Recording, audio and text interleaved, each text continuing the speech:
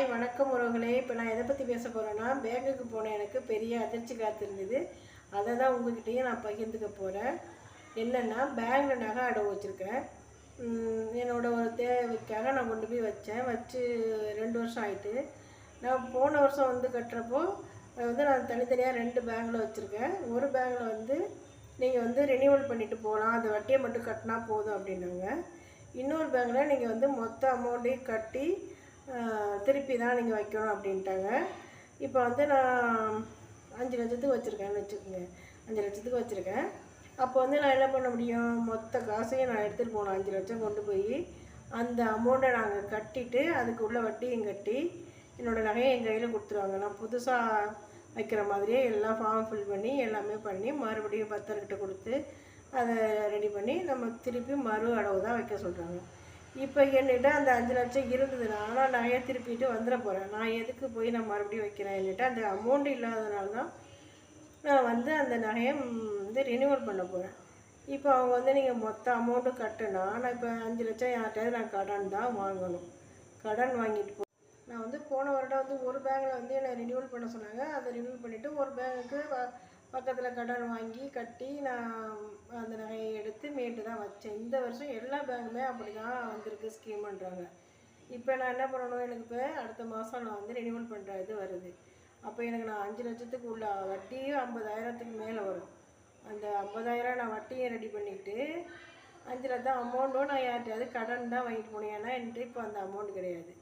கடன் என்கிட்ட எப்படி 5 லட்சம் யார் நம்பி கொடுப்பாங்க சொல்லுங்கள் பார்க்கலாம். இது ரொம்பவே ஒரு கஷ்டமான ஒரு சூழ்நிலை. நம்ம ஒரு சூழ்நிலைக்கு அடவு வைக்கிறோன்னா நமக்கு அந்த 5 லட்சம் இருந்தால் நம்ம அந்த நகையை திருப்பிட போகிறோம். நம்மளால் திருப்ப முடியாத சூழ்நிலைக்கு தான் நம்ம மறு அடவு, அதாவது ரினியூவல் பண்ணுறோம் வட்டி கட்டி. அது ரொம்ப ஈஸியாக இருந்துச்சு. நகை கொண்டு போய் வட்டியை கட்டினோமா, நம்மளால் முடியிறப்ப திருப்பலாம், பேங்கில் சேஃப்டியாக நகை இருக்குதுன்னு வந்துட்டோம். இப்போ அந்த 5 லட்சத்தை நான் யார்ட்டையாவது தெரிஞ்சவங்கள்ட்ட கெஞ்சி கேட்டு வாங்கி நான் கட்டி திருப்பி அது ஒரு நாள் ப்ராசஸ். நான் இன்றைக்கி கொண்டு போய் எல்லாத்தையும் கொடுத்தோன்னா மறுநாள் தான் அதை அடவுக்கு எடுத்துக்கிறாங்க.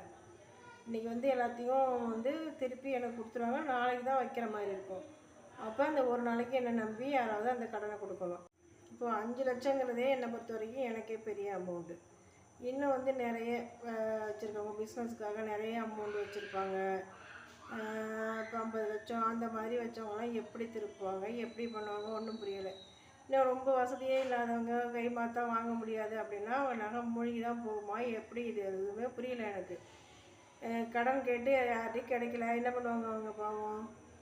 நம்மளே 4 இடத்துல கேட்டு தான் வாங்கி கட்டணுங்கிற சூழ்நிலை இருக்கிறப்போ இன்னும் ரொம்ப வசதி இல்லாதவங்க பாவம் அவங்களோட சூழ்நிலைக்காக தான் அந்த நகையை வைக்கிறாங்க. அதை அவங்க காப்பாற்றி இப்போ நகை விலை ஏறிக்கிட்டே போகுது, எங்கேயோ போயிட்டுருக்கு. அவங்க வச்சுருக்க 1 பவுன் 2 பவுனையும் இந்த நேரத்தில் மூழ்கி போயிடுமா என்னன்னு தெரியாத மாதிரி கொண்டு வந்துருக்காங்க ஸ்கீம். இது எப்படி இது பண்ணுறது தெரியல. இது இந்த மாதிரி நீங்களும் அனுபவப்பட்டிருக்கீங்களான்னு கமெண்ட்டில் எனக்கு சொல்லுங்கள். எனக்கு ரொம்பவே கஷ்டமாக இருக்குது. நான் திருப்ப போனேன்னா எனக்கு இந்த மாதிரி பேங்கில் சொன்னப்போ உங்களுக்கு இருக்காங்க, அது எனக்கு என்னென்னு கமெண்ட்டில் சொல்லுங்கள். ஏன்னா எனக்கு இது ரொம்பவே ஒரு அதிர்ச்சியான விஷயமா இருக்குது. நான் ஒரு 5 லட்சத்தை என்னால் இப்போ பெரட்ட முடியாத மாதிரி ஒரு சூழ்நிலையில் நானே கஷ்டப்பட்டுட்டு. சாதாரணமாக இப்போ ஒரு கூலி வேலை செய்கிறவங்களோ ரொம்ப கஷ்டப்படுறவங்க எவ்வளோ பேர் இருக்காங்க. ஒரு சவரன் 2 சவரன் வச்சுருப்பாங்க. அதை எடுத்துகிட்டு போய் அடகு வச்சுட்டு அவங்களோட அவசர தேவைக்கு அவங்க வச்சுருப்பாங்க. இப்போ அவங்க மொத்த பணத்தையும் கட்டு அப்படின்னா அதுக்கு ஒரு 50,000 வாங்கியிருந்தானா அது வட்டி எல்லாம் சேர்ந்து அவங்க கட்டணுன்னா இப்போ ரொம்பவே கஷ்டமாக இருக்குது. இது எப்படி தான் இதை சமாளிக்கிறதே தெரியல. இந்த மாதிரி பிரச்சனை எனக்கு வந்திருக்கு, அதனால் சொல்கிறேன். இந்த மாதிரி பிரச்சனை உங்களுக்கு வந்திருந்தால் என்னென்னு சொல்லுங்கள். இது நல்ல ஒரு ஸ்கீமாக என்னென்னு எனக்கு தெரியல. ரொம்பவே கஷ்டமாக இருக்குது. இதனால என்னோடய கஷ்டத்தை தான் உங்ககிட்ட சொல்கிறேன். இந்த மாதிரி யாரெல்லாம் கஷ்டப்பட்டுருந்தீங்கன்னு சொல்லுங்கள். உண்மையிலேயே பேங்கில் இப்படி தான் நடக்குது. இப்போ 2 பேங்க்லேயுமே விசாரிச்சுட்டு தான் வந்துட்டேன். போன வருஷம் ஒரு பேங்கில் மட்டும் ரினியூவல் பண்ணால் போதும், ஒரு பேங்கில் கட்டினாங்க. இந்த வருஷம் எல்லா பேங்குமே அதே ஸ்கீம் தான் சொல்கிறாங்க. அதனால் இது இந்த கஷ்டத்தை உங்ககிட்ட பகிர்ந்துக்கிறேன். இதை பற்றி உங்களோட கருத்துக்கள் என்னென்னு எனக்கு கமெண்ட்டில் சொல்லுங்கள். பாய்.